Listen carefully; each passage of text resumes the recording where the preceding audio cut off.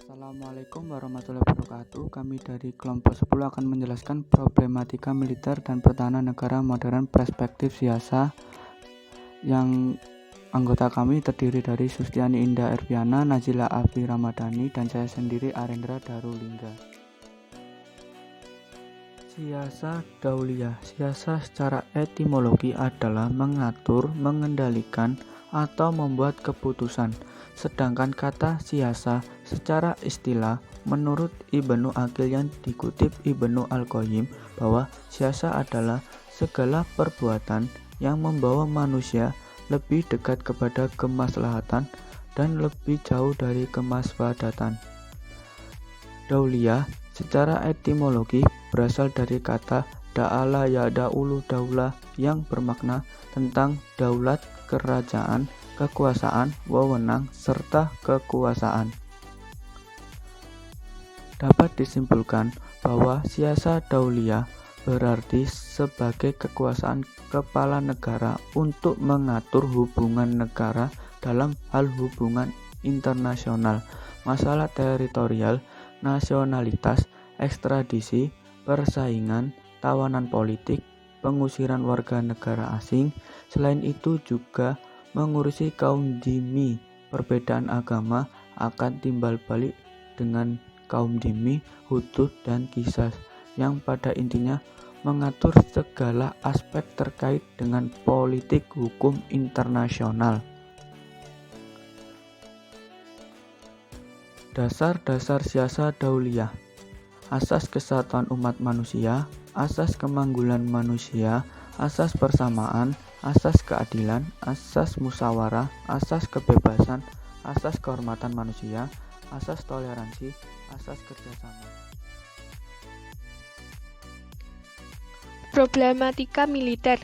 Istilah militer berasal dari kata miles yang dalam bahasa Yunani berarti seseorang yang dipersenjatai dan disiapkan untuk melakukan pertempuran-pertempuran atau peperangan terutama dalam rangka pertahanan dan keamanan negara. Tentara Nasional Indonesia atau TNI adalah warga negara yang dipersiapkan dan dipersenjatai untuk tugas-tugas pertahanan negara guna menghadapi ancaman militer maupun bersenjata. Dalam pasal 7 ayat 1 Undang-Undang Nomor 34 Tahun 2004 tentang Tentara Nasional Indonesia yang menyebutkan bahwa tugas pokok prajurit TNI adalah menegakkan kedaulatan negara kesatuan Republik Indonesia yang berdasarkan Pancasila dan Undang-Undang Dasar tahun 1945 serta melindungi segenap bangsa dan seluruh tumpah darah Indonesia dari ancaman dan gangguan terhadap keutuhan bangsa dan negara Indonesia. Pertahanan negara. Lembaga negara bidang pertahanan pada masa Rasulullah SAW. Pada awal pemerintahan Islam, masa Rasul dan Khulafaur Rasyidin, penguasa daerah disebut amil atau pekerja, pemerintah, gubernur, sinonim dengan amir. Selama pemerintahan Islam di Madinah, para komandan militer, komandan divisi militer disebut amir, yaitu Amir al-Jaisi atau Amir al-Jun. Pada para gubernur yang pada mulanya adalah para jenderal yang menaklukkan daerah juga disebut amir. Tugas pertama amir pada mulanya sebagai penguasa daerah adalah pengelola administrasi politik, pengumpulan pajak, dan sebagai pemimpin agama. Kemudian pada masa pasca Rasul, tugasnya bertambah meliputi memimpin ekspedisi-ekspedisi militer, menandatangani perjanjian damai, memelihara keamanan daerah taklukan Islam, membangun masjid, imam sholat dan khotib dalam sholat Jumat, mengurus administrasi pengadilan, dan bertanggung jawab kepada khalifah di Madinah. Tentara pada masa Rasulullah SAW memusatkan kegiatan pada upaya untuk membela tanah air dan membela hak-hak rakyat dan mengupayakan perdamaian di antara umat manusia. Madinah sebagai negara Islam di bawah pimpinan Nabi merupakan negara kecil yang dikelilingi oleh kekuatan besar. Keadaan yang demikian menuntut para tentara Madinah untuk selalu bersikap waspada dan selalu siap jika suatu ketika terjadi konflik yang berujung pada peperangan. Tentara Muslim di Madinah pada masa awal yang jumlahnya hanya beberapa ribu tidak mungkin dapat mengatasi berbagai ancaman keamanan di luar dan dari dalam negeri tanpa melalui strategi keamanan yang baik. Jika penduduk Madinah hanya mengandalkan peperangan fisik, maka kemungkinan hancurnya Madinah sangatlah tinggi. Untuk itu dilakukan upaya-upaya yang dapat memperkuat kekuatan tentara melalui pemberdayaan dan penggunaan sumber daya manusia secara optimal.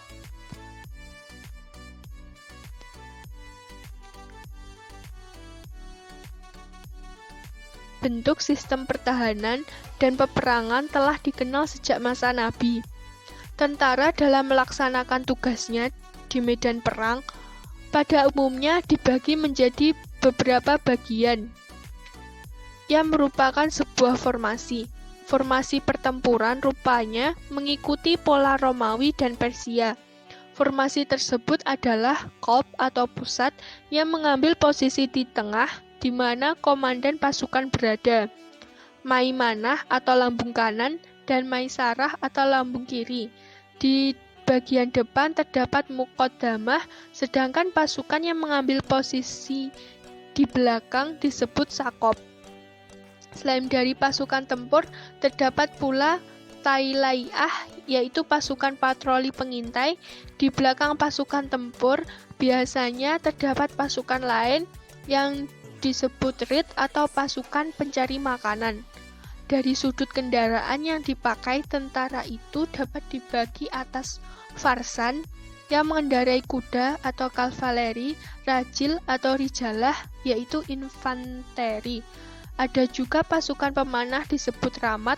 Selain panah, senjata yang lazim digunakan ialah ketapel atau alat pelanting dan dababah atau alat pelempar batu. Sudah barang tentu tidak ketinggalan adalah pedang dan tombak. Oke, selanjutnya mengenai pembagian tentara. Dalam Islam, tentara dibagi menjadi dua, yaitu yang pertama adalah militer murtasikoh, yang merupakan militer resmi negara dan diberikan gaji tetap serta dipersiapkan secara khusus untuk mempertahankan negara dari serangan musuh-musuh dari luar, yang biasanya bersumber dari Baitul Mal. Terus yang kedua adalah militer mutatawiyah, merupakan militer yang secara sukarela membela negara dan dijadikan cadangan apabila negara dalam keadaan mendesak. Dari jenis keduanya itu sebenarnya sama-sama berhak atas ghanimah atau rampasan perang. Selanjutnya adalah pertahanan negara menurut hukum Islam dan hukum positif. Hukum Islam, dalam Islam, sistem pertahanan dan keamanan negara dilakukan oleh militer dengan menggunakan konsep jihad dan perang melawan musuh. Dijelaskan dalam Quran Surat Al-Baqarah ayat 190. A'udzu billahi minasyaitonir rajim. Bismillahirrahmanirrahim. وَقَاتِلُوا فِي سَبِيلِ اللَّهِ الَّذِينَ يُقَاتِلُونَكُمْ وَلَا تَعْتَدُوا إِنَّ اللَّهَ لَا يُحِبُّ الْمُعْتَدِينَ. Shadaqallahul Adzim. Yang artinya adalah, dan pergilah di jalan Allah orang-orang yang memerangi kamu, tetapi jangan melampaui batas. Sungguh Allah tidak menyukai orang-orang yang melampaui batas. Penjelasan ayat tersebut merupakan contoh aturan dan perintah tentang peperangan dalam Islam. Kemudian, kewajiban jihad juga dijelaskan dalam Quran Surat Al-Hajj ayat 70. 8, serta kewajiban perang juga dijelaskan dalam Quran Surat Al-Baqarah ayat 216. Pertahanan dan keamanan negara adalah segala usaha untuk menegakkan kedaulatan negara, mempertahankan keutuhan negara kesatuan Republik Indonesia, dan melindungi keselamatan segenap bangsa dari ancaman dan gangguan terhadap keutuhan bangsa dan negara. Selanjutnya penjelasan terkait hukum positifnya, yaitu berdasarkan pasal 30 ayat 1 Undang-Undang Dasar 1945, tiap-tiap warga negara berhak dan wajib ikut serta dalam upaya pertahanan dan keamanan negara. Lalu, terdapat pula dalam pasal 30 ayat 2 Undang-Undang Dasar 1945 yang berbunyi, usaha pertahanan dan keamanan negara dilaksanakan melalui sistem pertahanan dan keamanan rakyat semesta oleh Tentara Nasional Indonesia atau TNI dan Kepolisian Negara Republik Indonesia sebagai kekuatan utama dan rakyat sebagai kekuatan pendukung. Kemudian, terdapat pula dalam pasal 9 ayat 1 dan 2 Undang-Undang Nomor 3 Tahun 2002 tentang Pertahanan Negara, yang terdapat dalam pasal 1 yang berbunyi bahwa setiap warga negara berhak dan wajib ikut serta dalam upaya pertahanan negara yang diwujudkan dalam penyelenggaraan pertahanan negara.